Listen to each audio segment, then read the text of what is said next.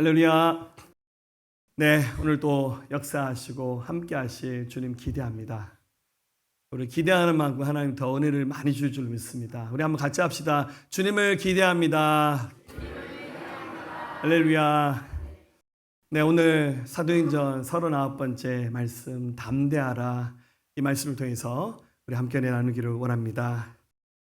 어떤 일을 할 때 그것을 진심으로 하는 사람과 그러지 못해서 마지못해서 하는 사람의 차이점을 여러분 아십니까? 진심으로 하는 사람은 가만히 살펴보면 다른 사람들에게 없는 남다른 열심이 있습니다. 다른 사람이 알지 못하는 즐거움, 흥이 진심으로 그 일을 하는 사람의 모습에서 발견할 수 있습니다. 반대로 억지로 누가 시켜서 하는 사람들은요, 울며 겨자 먹기 식으로 하기 싫은데 딱 시키는 것만 합니다. 요즘 MD 세대 말하시죠? 이걸요, 제가요, 왜요? 시키는 만큼 주는 만큼 일하는 세대. MZ 세대 입장에서는 그게 맞는 말인 것 같지만 사장님 입장에서는 그거 좋은 말 아니죠. 그럼 열정을 패션이라 그럽니다. 자기 안에 있는 모든 열정들, 에너지들을 쏟아부으면서 달려갈 수 있는 우리 삶이 있고 길이 있다는 거, 정말 행복이라 할 수 있습니다. 이런 사람들은 어떤 대가 지불도 두려워하지 않으면서 자기가 원하는 그 일에 모든 에너지들을 쏟아붓습니다. 문제는 우리가 살아가는 시대에 그만한 열정을 쏟아낼 만한 일이 무엇인지 잘 보이지 않는다는 거예요. 혹은 조금 발견했어요. 이거 참 즐거운 일이구나. 내가 가야 될 길이구나. 그렇게 달려갔지만 막상 하다 보면 현실이라는 벽에 부딪혀서 금방 열기가 식어버리고 기가 죽는 일들이 굉장히 많습니다. 실패를 반복하는 사람들은요, 삶의 중심 가운데 들어오지 못하고 굉장히 많은 두려움과 머뭇거림이 반복합니다. 아무도 나무라지 않고 누가 빨리 하라고 얘기하지 않는데도 다른 사람들이 알지 못하는 자신만의 그 두려움과 머뭇거림이 자기 내면을 꽉 채우고 있는 모습들을 자주 보게 됩니다. 열정이 생겨날 리가 만무하죠. 그래서 뭘 해도 흥이 나지 않고 즐겁지 않아요. 그러다 보니 특별히 우리가 사는 세상은 절대적인 선과 악이 무엇인지 분명하지 않는 시대입니다. 절대적인 가치가 존재하지 않는 것처럼 보이다 보니 자꾸만 삶이 늘어지고 기쁨이 없고 평안이 없는 모습을 반복합니다. 여러분 기억하십시오. 우리가 정말 꼭 붙잡아야 될 유일한 진리는 바로 우리가 믿는 예수 그리스도, 우리 주님밖에 없습니다. 세상의 유일한 소망은 예수님의 이름밖에 없습니다. 우리 주님 안에 참된 평안, 기쁨이 있고 주님 안에 우리가 정말로 모든 에너지를 쏟아내야 돼. 우리 삶의 진정한 열정이 우리 주님 안에 있다는 사실을 기억하시기를 우리 주님의 이름으로 축원합니다. 그래서 신앙생활을 하시는 분들 마찬가지로 우리 신앙생활에는 열정이 있어야 됩니다. 여러분, 눈이 빛나야 됩니다. 정말 하나님을 기대하는 마음, 소망하는 마음, 하나님을 갈급해하는 마음에 그 열정들이 우리 마음 가운데 활활 타올라야 됩니다. 그래서 예수님께서 공생의 기간 동안 제자들에게 설교하실 때 이런 말씀을 하신 적이 있습니다. 누가복음 12장 49절 우리 같이 읽어볼까요? 내가 불을 땅에 던지러 왔노니 이 불이 이미 붙었으면 내가 무엇을 원하리요? 예수 말씀하셨어요. 내가 불을 땅에 던지러 왔는데 너희에게 이 불이 좀 활활 탔으면 좋겠는데. 어떤 점에서 예수님이 한탄하시며 하신 말씀이에요. 오늘 예수님 말씀하셨던 이 뜨거움의 열정이 예배하는 저와 여러분들에게 활활 타오를 수 있기를 우리 주님의 이름으로 축원합니다. 여러분 스스로에게 질문하십시오. 나는 뜨거운 믿음을 가졌나? 차가운 냉랭한 믿음을 가졌나? 예수님께서 부활하신 예수님이 라오디게아 교회에게 말씀하시기를 요한계시록 3장 15절 내가 내 행위를 아노니 네가 차지도 아니하고 뜨겁지도 아니하도다. 네가 차든지 뜨겁든지 하기를 원하노라. 여러분 이 불이 오늘 예배하는 저와 여러분들에게 부어질 수 있기를 우리 주님의 이름으로 축원합니다. 그런 말씀의 주인공 사도 바울은 남다른 열정이 있었습니다. 여러분 좀 나쁜 말로 금방 달아올랐다가 떨어지는 사람을 냄비 같다 말합니다. 여러분들 양은 냄비 같은 경우는요 가스레인지에 올려놓으면 금방 뜨거워집니다. 근데 희한한 것은요 금방 식어버립니다. 여러분 신앙생활 그리 하시면 안 됩니다. 정말 올곧게 중심을 잡으면서 평생 믿음의 열정을 지켜내는 것. 또 그런 롤모델이 될 만한 사람이 사도 바울입니다. 또한 우리 교회 공동체 안에서 저를 비롯해서 우리 앞서가는 영적 리더들이 우리 함께 신앙생활 우리 모든 성도들에게 우리 목사는 정말 뜨겁구나. 우리 교회 정말 뜨거운 교회구나. 이렇게 신앙의 좋은 본보기가 될 수 있기를 우리 주님의 이름으로 부탁드립니다. 자, 여러분들 이 뜨거운 열정의 불이 꺼지지 않고 나갈 수 있는 그 모든 에너지의 근원은 어디서부터 시작되겠습니까? 그것은 바로 오늘 이 말씀의 주인공 바울이 하나님으로부터 사명을 받았고 그 사명을 자신의 인생의 비전으로 고백했기 때문에 이 비전과 사명이 꽃피워질 때 그 누구도 알지 못하는 뜨거움이 그 속에 있는 겁니다. 저는 어렸을 때 예수님을 믿는 부모님 밑에 자라지 못해서 어렸을 때는 교회를 이 교회 저 교회 구경 삼아 다니다가 고등학생이 되어서 비로소 제대로 신앙생활을 시작했습니다. 신앙생활 시작한 이후 왠지 모르게 제 마음속에 항상 불이 타올라오는 것을 느꼈습니다. 그때는 묵상 기도를 할 줄 몰랐어요. 기도만 하면 무조건 동성 기도입니다. 혼자서 예배당에 가서 기도하면 누가 보든 말든 무조건 하나님께 부르짖는 기도를 했어요. 고등학교 때 야간 자율학습 이런 거 하잖아요. 제가 다닐 때는 10시 반에 마쳤거든요. 그 시간에 마치고 버스 타고 집에 와서 예배당에 가면 11시가 넘는데 그 시간에 가면 아무도 없더라고요. 그러면 그 시간에 혼자 가서 기도합니다. 혼자서 불이 났습니다. 할렐루야. 정말 지금 생각해보니까 그게 정말 하나님 주신 불이더라고요. 그때 하나님께서 제 마음에 부담감을 주시기를 저를 하나님 일을 하는 사람으로 부르신다는 마음의 부담감이 생겨나기 시작했습니다. 하나님 제가 예수님 잘 믿는 가정에서 태어나지 않아서 제가 기도의 사격도 못 받고 제가 너무 부족한데 주님 그런 일 할 수 있을까요? 라는 생각을 늘 가졌습니다. 어디서 들은 말은 많잖아요. 사도 바울은 다메섹으로 가다가 환상 가운데 주님 만났고 우리 부흥사들이 와서 간증하면 막 주님 만나 엄청난 간증 얘기를 하니까 주님 저를 정말 부르셨다면 주님 제게도 그런 확실한 이정표를 보여주셔야 됩니다. 근데 계속 이 불이 타는 거예요. 어느 날 교회 목사님에게 쪼르륵 쫓아가서 속에 있는 고민 얘기를 했습니다. 목사님 계속 마음에 불이 붙는데 정말 하나님이 저 부르셨나요? 이렇게 물어봤어요. 그랬더니 목사님 여러 가지 얘기하시면서 마지막에 이런 얘기 하시더라고요. 하나님이 주시는 불은 마음의 소원이라고. 빌립보서 2장 13절 너희 안에 계시는 하나님이시니 자기의 기쁘신 뜻을 위하여 마음의 소원을 두고 행하게 하신다고. 이 불은 세월이 흘러가도 꺼지지 않는 불이라고. 금은보화를 줘도 대통령 같은 권세를 준다 할지라도 비교할 수 없는 불이 활활 타오르게 되는데 이 불이 꺼지지 않으면 하나님 너 부르신 줄 알라고. 명심해야 될 것이 있는데 지금부터 작은 일에 충성하는 사람이 되라고. 그때부터 마음에 불이 꺼지지 않으니까요 뭐든지 충성합니다.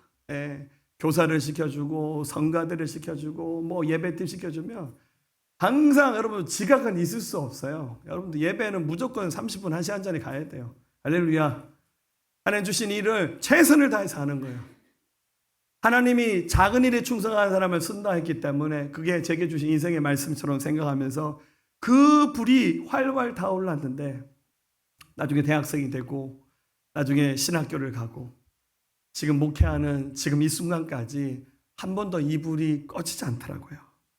여러분 신앙의 열정은 하나님이 주신 오늘 이 말씀처럼 비전과 사명이 있을 때 그 불이 활활 타오르는 겁니다. 잠언 29장 18절 묵시가 없으면 백성이 방자히 행하거니와 율법을 지키는 자는 복이 있느니라. 이 묵시란 말이 영어 성경에서는 레볼루션이라는 계시란 말로 번역하기도 하고 어떤 성경에서는 비전이라고 번역했습니다. 즉 우리의 가슴 속에 하나님이 주신 그 계시에 비전이 있는 사람들은 말씀을 지키면서 자로나 우로나 치우치지 않고 올곧게 그 길을 갈 수 있어요. 그러나 하나님의 이 비전이 없는 사람은 자기도 모르게 방자하게 살아가게 됩니다. 왜냐하면 이 세상이 그렇게 가르치고 죄짓게 딱 맞는 정말 적당하게 살게 대충 살게 딱 맞는 시대 아닙니까? 그러나 이 하나님의 거룩한 비전을 본 사람들은 우리의 시선이 오늘 내 앞에 보이는 것에서 넘어서서 하나님께로 이 시선이 옮겨지게 됩니다. 자, 바울이 어떤 비전과 열정을 가졌습니까? 여러분, 바울은 지금 예루살렘에 머물고 있는데 여기 선교 사역을 마치고 3차 선교를 마치고 예루살렘에 머물고 있으면서 바울은 여기 있는 유대인들에게 굉장한 어려움을 당하고 있습니다. 바울을 막 죽이려고 하는 음모가 꾸며지고 있습니다. 하지만 바울은 지금 현재 당하고 있는 현실적인 문제에 국한되지 않고 어떻게 합니까? 그의 눈이 먼데 바라봅니다. 하나님의 비전은 어디입니까? 로마였습니다. 하나님은 바울이 로마에 가서 복음을 전하면서 그곳에 교회를 세우고 그곳의 제자들을 격려하기를 원하셨어요. 현재 상황은 굉장히 어렵습니다. 지금 바울 여기서 죽을 수도 있는 위기 가운데 있습니다. 그리고 지난주 나눴던 22장 말씀, 그리고 오늘 23장 말씀, 바울이 로마에서 유대인들에게 붙잡혀서 폭동이 일어나기 직전에 여기 지금 예루살렘을 지키고 있었던 천부장, 군대 장관 같은 역할을 하는 사람입니다. 이 사람이 급히 바울을 붙잡아서 여러분들 그 천부장이 머물렀던 관절을 안토니오 요새라 말합니다. 오늘 성경에서 영내라고 표현하고 있죠. 로마의 영내라고 표현됐던 이 안토니오 요새에 바울을 급하게 집어넣어서 보호하고 있지만 지금 유대인들이 수시로 바울을 괴롭히는 일을 하고 있습니다. 굉장한 공격이 일어납니다. 그런데 바울이 여기서 중심을 잡을 수 있었던 이유는 이 순간 주님이 나타나셨습니다. 11절 말씀 우리 같이 한번 읽어볼까요? 그날 밤에 주께서 바울 곁에 서서 이르시되 담대하라. 내가 예루살렘에서 나의 일을 증언한 것 같이 로마에서도 증언하여야 하리라 하시니라. 아멘. 바울 자신도 자기의 역할이 예루살렘이 아니라 나는 이제 마지막으로 로마에 가서 정말 불꽃처럼 살아내면서 내 마지막 사명 감당하리라. 바울의 마음이 여기에 이렇게 불타고 있었는데 주님도 똑같이 말씀하셨어요. 바울아, 예루살렘뿐만 아니라 네가 로마에 가서도 나를 증언해야 된다. 너 담대해야 돼. 중심 잡으라고 하나님께서 바울의 이 마음을 크게 격려해 주셨습니다. 사랑하는 여러분들, 현재의 삶이 녹록지 않습니까? 여러분 인생에 딴지 거는 분 많이 있고 또는 발목 붙잡는 사건들, 어려움들, 힘들게 하는 사람들 주변에 있으신가요? 그렇다면 여러분 그것만 쳐다보면 순식간에 우리의 마음이 다 녹아버립니다. 여러분 집회 때 은혜 많이 받으셨지만 막상 집에 돌아가면 우리 현실은 똑같습니다. 어쩌면 하나도 달라지지 않은 것처럼 보이고 더 거꾸로 말하면 더 많은 영적 공격이 있고 시험거리가 찾아올 수도 있어요. 그러나 초점을 눈에 보이는 현실에만 맞추지 않고 멀리 하나님의 시선, 하나님이 나에게 주신 비전에 맞추게 되면 열정이 생겨나고 담대한 은혜가 부어질 것입니다. 할렐루야. 이 은혜가 저와 여러분에게 넘쳐나기를 축복합니다. 자, 바울은 그 다음 장면에서 계속해서 고난을 당하게 됩니다. 자, 지금 이 안토니오 요새로 불렸던 총독의 관저에 머물렀던 바울을 사람들이 공회 가운데로 끌어냅니다. 자, 여러분 공회란 말은 이스라엘은 이미 로마의 지배를 받고 있었기 때문에 이스라엘의 모든 정치 제도는 로마의 그 모든 것을 그대로 따라하고 있었어요. 로마는 여러분 2000년 전에 이미 입법부, 사법부, 행정부의 기능을 하는 그런 정치 구조를 가지고 있었는데 특히 공회가 바로 그런 역할을 했습니다. 이스라엘에 공회가 있었는데 이 공회 의원은 71명입니다. 71명으로 구성된 의원들이 있는데 우리 성경에 나오는 요한복음 3장에 나오는 니고데모가 바로 이 산헤드린 공회의 의원이었습니다. 굉장히 신분이 높은 사람인데 이 공회가 열리게 되면 여기서 일종의 종교 재판도 가능하면서 사법권의 역할을 했습니다. 보통 공회가 열렸을 때 이 공회의 모든 결정권 의장은 대제사장이 그 역할을 합니다. 자, 지금 이 영내에 갇혀 있었던 바울을 대제사장과 또 천부장에 의해서 불러내어서 여기서 지금 공회가 열리면서 신문이 시작됩니다. 자, 바울이 지금 끌려 나왔어요. 여러분 이미 바울이 많이 얻어 터졌어요. 얼굴이 형편없습니다. 몸에 거의 고문을 받아서 온몸이 엉망이 되었고 그리고 여러분들 묶여 있었습니다. 그래서 이 공회 앞에서 신문을 당하는 순간 바울의 내리석에 어떤 장면이 오버랩되겠습니까? 예수님이 최후의 신문을 당할 때 바로 이 똑같은 산헤드린 공회가 열려서 이 영내 바깥에서 예수님이 재판을 받으셨거든요. 바울이 이 장면을 직접 봤는지 아닌지 솔직히 모르겠어요. 왜냐하면 그때는 바울이 예수님의 제자가 아니었거든요. 아마 먼 발치에서 봤는지 소문을 들어서 아닌지 모르겠지만 아마 이 얘기를 나중에 예수님 믿고 선교사로 평생 살았던 바울이 이 공회에서 재판당했던 예수님의 이 장면을 수없이 생각했을 거예요. 근데 지금 이 장면 똑같이 지금 재현되는데 그 자리에 예수님 대신 자기가 지금 재판을 당하는 거예요. 그러니까 바울의 마음속에 굉장한 망감이 교차했을 겁니다. 진정한 제자의 삶이 이런 거구나. 제자도가 이런 거죠. 디사이플십이라 하잖아요. 그러니까 바울이 주님이 가셨던 길을 그대로 가는 거잖아요.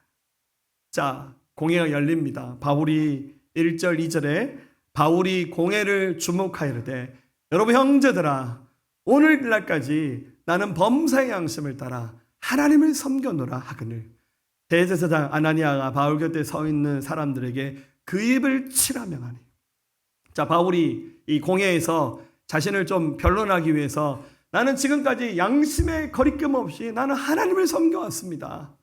바울 얘기를 딱 시작하자마자 멀찍이 있었던 대제사장 아나니아가 바울에게 그 바울 주변의 사람의 말하기를 야, 저 사람 말 못하게 입을 치라고 그렇게 말합니다. 자, 만만치 않는 엄청난 일이 일어납니다. 자, 이 위기를 벗어나야 되죠. 바울이 공회가 열렸습니다. 여러분 공회에서 사형 선고 내리면 종교재판에 의해서 바울이 죽을 수도 있습니다. 굉장한 위협한 정말 숨막히는 순간이 시작됩니다. 이 순간 하나님께서 바울에게 하늘의 지혜를 주셨습니다. 자, 여기 있는 공회에 있는 사람들을 보니까 두 부류의 사람들이 모였는데 여러분 이스라엘 안에는 파벌이 있었습니다. 우리 치면 국민의힘, 민주당 뭐 이런 것처럼 여기 바리새인과 사두개인으로 불렸던 두 파벌의 사람이 함께 모여있는 장면을 보는데 이 두 파벌 사이에 일종의 갈등이 있었는데 바울이 순간적인 지혜를 가지고 이 두 가지를 이용해서 이 어려움에서 바울이 벗어납니다. 먼저 바울이 그 제사장을 향해서 이렇게 말합니다. 3절에 바울이 이르되 회칠한다며 하나님이 너를 치시로다. 네가 나를 율법대로 심판한다고 앉아서 율법을 어기고 나를 치라 하느냐. 지금 바울의 입을 치라 말하는 대제사장을 향해서 바울이 어떻게 말합니까? 이 회칠한 당 같은 자요. 자, 여러분들 이게 당시에는 18번 욕이었습니다. 할렐루야. 감히 말하지 않겠습니다. 개 아무개, 소 아무개 이런 얘기입니다. 여러분들 회칠한 담이란 말은 이제 당시의 장례 문화와 좀 상관이 있는데요. 우리는 사람이 돌아가시면 높은 묘동을 만들어서 이렇게 장례를 하는 문화가 있지만 여러분 유대 사회는 굴을 파서 그 안에다가 시신을 집어넣어서 장례를 하거나 혹은 평토를 합니다. 이렇게 묘동을 만들지 않아요. 그래서 주로 석관묘를 만들어서 저렇게 돌을 덮습니다. 그리고 이것은 이스라엘 감람산에서 바라보는 예루살렘 쪽이 향인데 나중에 성지순례 가서 보시면 아시겠지만 감람산은 공동묘지입니다. 석가암묘가 엄청나게 많습니다. 이렇게 좀 땅으로 올라와 있는 석가암묘도 있지만 아예 땅 아래다가 장례를 치르고 그 위를 덮습니다. 그 위를 뭘 하냐면 회를 칠하면 일종의 석회 종류죠. 회를 쳐서 만질만질하게 만들고 나중에 말라버리면 나중에 거기가 무덤인지 모르게 지나갈 수도 있어요. 그래서 속은 망자의 그 몸이 썩어가고 부패하고 있지만 겉은 아무런 티가 나지 않을 수 있어요. 그래서 예수님께서 외식하는 이런 믿음을 가진 사람들을 책망할 때 이 회칠한 무덤 같은 자들아 이런 말씀을 하셨어요. 지금 바울이 대제사장 아나니아에게 말하기를 이 회침한 담과 같은 자요 한 방 먹입니다. 그러니까 아나니아가 얼굴이 빨개지면서 옆에 있는 사람이 말하기를 4절에 곁에 선 자들이 말하되 내가 대제사장을 욕하느냐 네가 왜 대제사장에서 함부로 말하냐. 그러니까 바울이 어떻게 합니까? 저 사람 대제사장이었냐고. 나 몰랐다고 바울이 이렇게 말합니다. 자, 이것은 굉장히 재치 있는 말입니다. 여러분 제사장의 옷이 굉장히 특이하게 여러분들 이렇게 생겼거든요. 청색, 홍색, 자색 실로 술을 넣고 꼬아서 만들고 가슴과 어깨에는 12돌이 수가 박혀 있고 이것을 에봇이라는 조끼로 된 옷을 입었어요. 누가 봐도 제사장은요 표시 확 납니다. 굉장히 화려한 옷을 입었어요. 물론 바울이 시력이 나빴는지 모르겠지만 그냥 자기 할 말 다 해버렸어요. 네가 지금 재판석에 앉아서 율법 어기면서 나 심판하냐고. 네가 오히려 하나님께 얻어맞아야 된다고 바울이 한마디 하는 거죠. 그러니까 제사장이 아무도 제사장이 이렇게 덤비는 말을 한 사람이 없는데 바울이 자기 할 말 다 하는 거죠. 그래서 바울이 순간적으로 나 제사장인지 몰랐다라고 말합니다. 거짓말이 아니었기를 바랍니다만은 다시 하나님의 섭리 아래 바울이 이렇게 제사장을 꾸짖습니다. 그러니까 이제 분위기는 더 험악해집니다. 바울이 이 장면을 보면서 순간적인 재치가 생겨나서 여러분 이스라엘 안에는 앞서 말씀드렸듯이 두 파벌이 있는데요. 대표적인 파벌이 있는데 사두개인과 바리새인들입니다. 여러분들 바리새파는 부활을 믿고 천사와 영의 존재를 믿는 신학을 가졌고 사두개파는 부활도 믿지 않고 천사와 영의 존재를 안 믿습니다. 근데 당시 제사장들은 대부분들 다 이 사두개파 출신의 사두개인이었어요. 지금 이 공회의 의장은 사두개인인데 바울이 이 장면을 딱 보니까 옳거니 여러분 바울은 원래 바리새파 출신의 바리새인입니다. 그래서 6절 말씀에 보면 바울이 그중 일부는 사두개인이요 다른 일부는 바리새인 줄 알고 공회에서 외치르되 여러분 형제들아 나는 바리새인이요 또 바리새인의 아들이라 죽은 자의 소망 곧 부활로 말미암아 내가 심판을 받노라. 바울이 내가 바리새인인데 라고 말합니다. 그러니까 바리새인들이 다 보고 깜짝 놀랐어요. 저 친구 바리새인이었구나. 우리 경상도 말로 이거죠. 우리가 남이가 니캉내캉 똑같지 않냐고. 그러니까 바리새인들이 바울을 공격하려다가 이거 좀 문제가 있는 것 같다. 그러면서 바리새인들과 사두개인 사이에 서로 오래된 이 갈등의 문제가 불켜집니다. 특히 아까 영적인 것, 천사의 존재, 부활에 대해서 바리새인들은 믿지만 사두개인들은 안 믿거든요.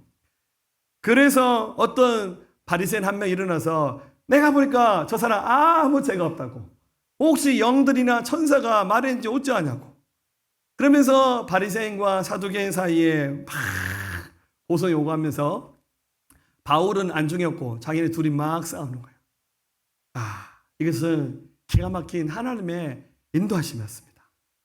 사랑하는 여러분, 위기가 생길 때, 어려움이 생길 때 우리 하나님 돕습니다. 고린도서 10장 13절 우리 같이 읽어볼까요? 사람이 감당할 시험 밖에는 너희가 당한 것이 없나니 오직 하나님은 미쁘사 너희가 감당하지 못할 시험 당함을 허락하지 아니하시고 시험 당할 즈음에 또한 피할 길을 내사 너희로 능히 감당하게 하시니라. 아멘. 우리 하나님 멋지신 분이죠. 우리가 감당할 수 없는 시험 당함을 허락하지 않고 혹시라도 감당하지 못하면 주님이 피할 길을 열어주신다는 거예요. 지금 솔직히 바울이 감당할 수 없는 순간입니다. 어떻게 대제사장 이깁니까? 근데 하나님이 지혜 주셔서요. 이 두 파벌 사이의 갈등을 부추기면서요. 바울이 자리에서 쏙 빠져나갈 수 있도록 하나님이 길을 열어주셨어요. 막 지네끼리 막 싸우고 난리 났어요. 근데 이때 바울의 영안이 열립니다. 영안을 열면서 곁에 서서 담대하라 라고 말씀하시는 부활하신 예수님 만납니다. 우리 11절 말씀을 다시 한번 읽어볼까요? 그날 밤에 주께서 바울 곁에 서서 이르되 담대하라, 내가 예루살렘에서 나의 일을 증언한 같이 로마에서도 증언하여야 하리라 하시니라. 아멘. 다른 사람들은 다 안 보여요. 근데 이 말씀, 여러분 누가가 말씀의 기록자잖아요. 기가 막히게 말하기를 바울 곁에 서 계신 주님, 멀리 계신 분도 아니야. 바로 옆에 서 계신 주님을 바울이 봤어요.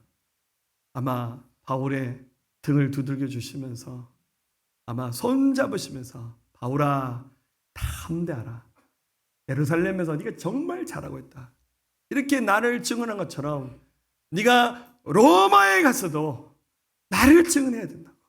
바울아 걱정하지 마라, 이거 내가 다 이길 수 있도록 도와줄게.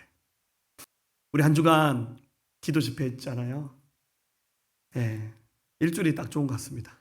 저도 목이 다 잠기는 거 보니까 집회하다 보면 그때그때마다 하나님께서 감동 주셔서 말씀을 이끌어 가시는 방향이 있는데, 이번 집회 때는 뭐 신령한 은사 뭐 이런 쪽의 말씀을 하나님께서 별로 안 주시더라고요. 이번에는 우리 내면 속 사람을 단단하게 하시는, 격려하시는 말씀들을 많이 주시더라고요. 좀 위로하시더라고요. 새 힘 주시더라고요. 여러분, 예수님 멀리 계시지 않아요. 바로 옆에 있어요. 자, 옆에 분 보면서 예수님이셨어요 한번 해봅시다. 자, 예수님이셨어요?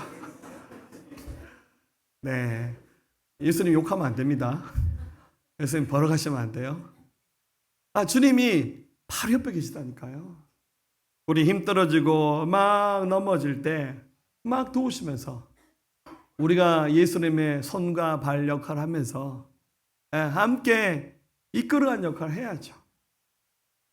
주님 우리와 함께 하셨습니다. 할렐루야. 지금도 우리와 함께 하십니다. 우리 삶에 어려움과 위기가 있다면 곁에 서서 담대하라 라고 말씀하시는 주의 음성 듣고 승리하시기를 우리 주님의 이름으로 축원합니다. 자, 바울은 여기서 위기가 끝나지 않고 이제는요, 감당할 수 없는 더 어려움을 경험합니다.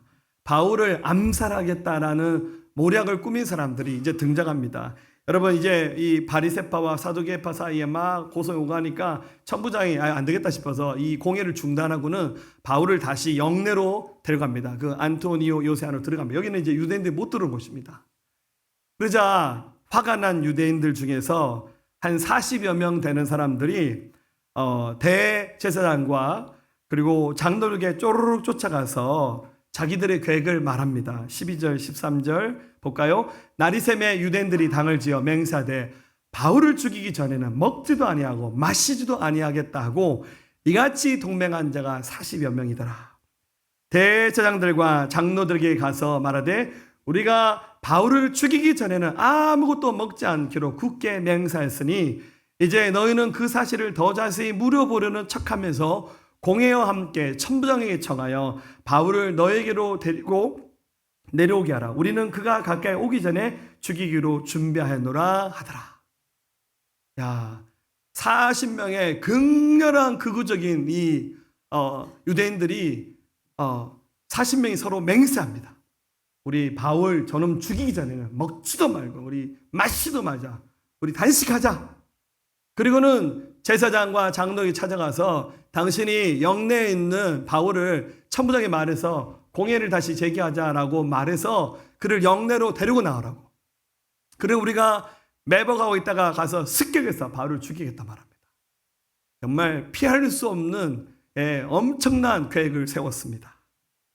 여러분, 사단은 이처럼 사람을 이용합니다. 사단의 계획이 뭡니까? 바울이 로마에 못 가는 거예요. 하나님의 계획은 로마에 가서 바울이 예수님 증거하고 교회 세우는 겁니다. 근데 바울의 사역을 여기서 종료시켜버리고 여기서 그냥 주저앉히는 게 그게 사단의 역할이에요. 그래서 사람들 충동하는 거예요, 여러분들. 근데 이 사단의 충동에 의해서 쓰임받는 사람들, 본인이 마귀에게 쓰임받는다는 사실을 모르고 있고요. 착각합니다. 자기들은 하나님께 잘한다. 왜냐하면 유대교 신자들이잖아요. 착각도 이런 착각이 없습니다. 사랑하는 여러분, 우리가 당하고 있는 시련과 어려움, 좌절들 가운데 사단이 여러분 주변 사람들 다 총출동시켜서 우리가 가야 될 주의 길을 막는 경우도 자주 있습니다. 여러분 기도하시고 하나님을 의지하면서 나가면서 내가 주의 길을 가기로 결단했고 내가 하는 일이 주님의 길이 맞는데 희한하게 너무 많은 방해와 어려움을 겪을 때 여러분 어떻게 해야 되겠습니까? 이거 영적 대결, 영적 전쟁이구나. 정신을 바짝 차리면서 영적인 안목으로 우리가 겪는 삶을 이해해야 됩니다. 우리가 잘 아는 에베소서 6장 말씀에 이것을 분명히 말하지 않습니까? 10절에서 12절 끝으로 너희가 주 안에서와 그의 힘의 능력으로 강건하시고 마귀의 관계를 능히 대적하기 위하여 하나님의 전신갑주를 입으라. 우리의 씨름은 혈과 육을 상대하는 것이 아니요 통치자들과 권세들과 이 어둠의 세상 주관자들과 하늘에 있는 악한 영들을 상대하니라. 그러니까 우리가 겪는 이 많은 일 가운데 사단이 배후에서요, 부축해서요 하는 일들이 굉장히 많습니다. 여러분들 그 사람 미워할 필요 없어요. 여러분 인생에 가로막는 사람이 있을 때 막 대놓고 이 마귀야 물러가라. 그럼 여러분 인간관계 다 깨집니다. 그러지 마세요. 속으로 하나님 마귀가 정출동해서 저 사람 술 마시게 만들고 해코지하게 만들고 우리에게 포근하게 만들고 막 그러네요. 주님 저거 이기게 해주세요. 속으로 대적하시면서 기도하셔야 돼요. 근데 여러분 그것조차도 사실 알고 보면 뭡니까? 하나님의 허락하심 속에서. 왜냐하면 어려움을 겪고 우리 길이 멈춰지는 거 절대 주님께서 원하시는 일은 아니겠죠. 그러나 그 모든 과정을 통해서 하나님 우리를 더 단단하게 굳건하게 우리를 더 충만한 사람으로 준비시키기 위한 하나님의 섭리입니다. 그래서 여러분들 다 함대하셔야 돼요. 여러분 우리 한 주간 기도하면서요 마지막 날 나눴던 말씀이 이사야 6장 말씀이었습니다. 여러분 이사야가 보좌에 계신 우리 주님을 봤습니다. 좀 영적으로 깊이 체험하는 하나의 은혜를 누렸는데 그 은혜가 얼마나 컸든지 하나님 보좌가 영적 세계에 있고 물질적인 세계에서는 거리 측정이 불가능합니다. 그런데 보좌에 앉으신 그 주님의 옷자락이 지금 이사야가 보고 있는 솔로몬 성전 거기까지 그 옷자락이 나부끼는 거예요. 그리고 주님의 영광을 상징하는 주님의 연기가 성전에 가득하고 성전 입구에 문지방이 막 지축이 흔들리듯이 막 흔들리는 거예요. 그러니까 육의 눈으로 봤을 때는 절망이고 소망이고 힘이 없고 포기하고 싶은 모습들인데 하나님 영안을 열어주셔서 보니까 정말 하나님이 함께하고 계시더라니까요. 사랑하는 여러분 이 자리에 주님 함께 하십니다. 주님 함께 하셔요. 여러분 평상시에 우리 눈에 보이지 않지만 우리를 돕는 천사들도 있겠죠. 평상시에 천사가 몇 마리 죄송합니다. 몇 분이 천사는 뭐라 불러야 될지 모르겠어요. 천사가 얼마나 있는지 모르겠지만 위기의 순간 어려움의 순간에는 천사들이 총출동하는 거예요. 하나님 도우시는 거예요. 자 위기 가운데는 바울을 돕습니다. 여러분 이제 바울은 외통수에 이제 빠져나갈 수 없는 길입니다. 근데 이 순간 어떤 일이 있었냐면 16절에 보면 바울의 생질이 그들이 매복하였다함을 듣고 와서 영내에 들어가 바울에게 알린지라. 여러분 낱말은 누가 듣고요? 반말은 누가 듣죠? 희한하게 여기서 바울의 생질로 기록되는 한 사람이 이 40여 명의 사람들이 바울을 암살하고는 이 음모에 대해서 알게 됩니다. 희한하죠? 여러분 성경에 바울의 친인척에 관한 기록이 여기만 유일하게 나옵니다.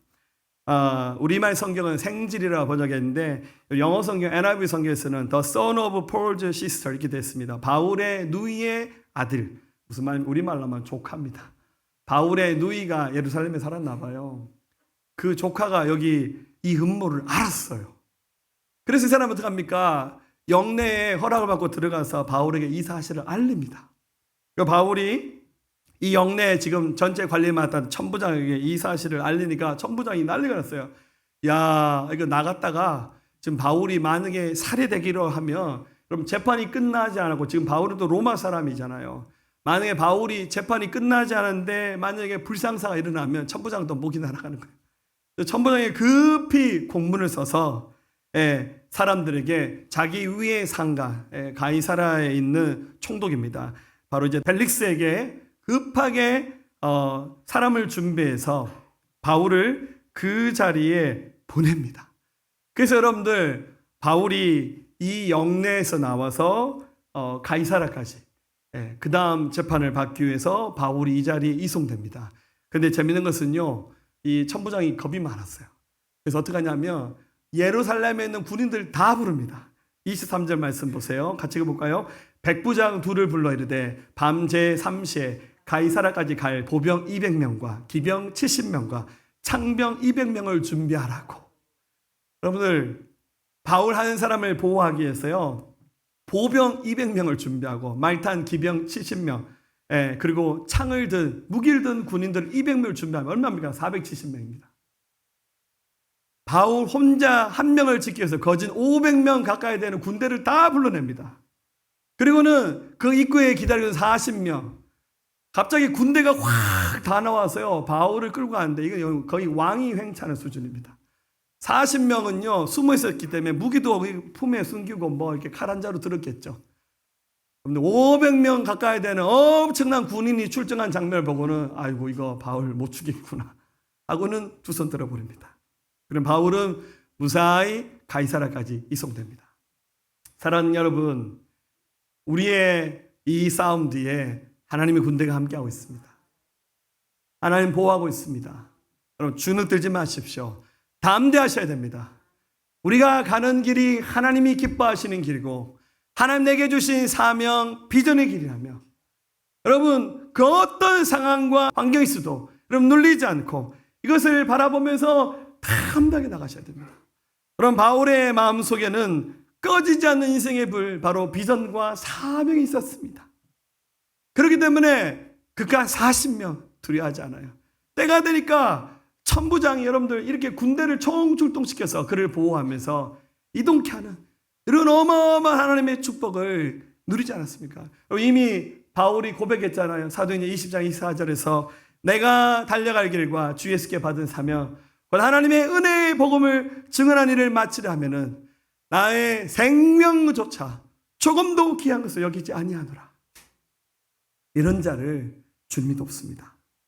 사랑하는 여러분, 이제 우리 차례입니다. 여러분 신앙생활 어떻습니까? 열정 있으신가요? 이거 뜨겁지도 않고 차지도 않고 미지근한 신앙생활 하시는 분들 계시다면 다시 열정의 불을 태우셔야 됩니다. 여러분 우리가 가는 길 만만치 않은 길이 될 겁니다. 하나님 나 사랑하지 않으시니까 고난의 길, 어려운 길, 가시밭길, 십자가 길 걷게 하시나 보다. 그게 아니에요. 하나님 여러분 너무너무 사랑하시니까 더 단단하게 굳건하게 세우시기 위해서 감당할 수 있는 수준의 어려움도 허락하시는 겁니다. 여러분 다시 한번 여러분의 비전과 사명 확인하십시오. 고난의 환경 속에서 더욱 견고하게 일어나셔서 이 길을 걸어가셔야 됩니다.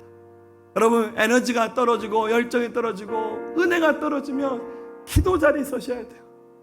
순식간에 타올랐다가 금방 식어버린 영적인 조증에 빠진 그런 신앙생활이 아니라 여러분 평상시 시간에 여러분 기도 자리에 서시고 말씀의 자리에 서시고 예배 자리에 서시고 헌신의 자리에 서시고 여러분의 그 부르심의 사명을 여러분 비전으로 고백하면서 우리 주님 오시는 그날까지 사명 감당할 수 있는 담대한 믿음의 사람 되시기를 주님의 이름으로 축원합니다. 우리 함께 고백하겠습니다. 안개 속에서 주님을 보내 아무도 없을 것 같아 그곳에서 손 내미셔서 나를 붙드네 길 잃고 쓰러져가던 그곳에서 주 말씀하시네 주 말씀하시네 내 손 잡으라고 내가 곧 길이요 진리 생명이니 나 그 길을 보내 주 예비하시고 다른 길로 돌아서지 않으리 예수의 길 그 좁은 길 나는 건네 주 손 잡고 그 무엇도 두렵지 않네 주님 주신 약속 내게 있으니 세상의 길 그 험한 길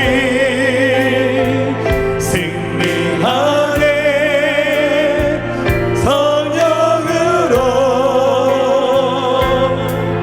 그 무엇도 바라지 않네 저 하늘에 내 소망 있으니 자 우리 손을 들고 안개 속에서 주님을 보내 아무도 없을 것 같던 그곳에서 손 내미셔서 나를 붙드네 길 잃고 쓰러져가던 그곳에서 주 말씀하시네 주 말씀하시네 내 손 잡으라고 내가 곧 길이요 진리 생명이니 나 그 길을 보내 주 예비하시고 다른 길로 돌아서지 않으리 예수의 길 그 좁은 길 나는 건네 주 손 잡고 그 무엇도 두렵지 않네 주님 주신 약속 내게 있으니 세상의 그 험한 길 승리하네 성령으로 그 무엇도 바라지 않네 저 하늘에 내 소망 있으니 예수의 길 예수의 길 그 좁은 길 나는 건네 주 손 잡고 그 무엇도 두렵지 않네 주님 주신 약속 내게 있으니 세상의 길 세상의 길 그 험한 길 승리하네 성령으로 그 무엇도 바라지 않네 저 하늘에 내 소망 한 번 더 합시다 예수의 길 예수의 길 그 좁은 길 나는 건네 나는 건네 주 손 잡고 그 무엇도 두렵지 않네 주님 주신 약속 내게 있으니 아멘 세상의 길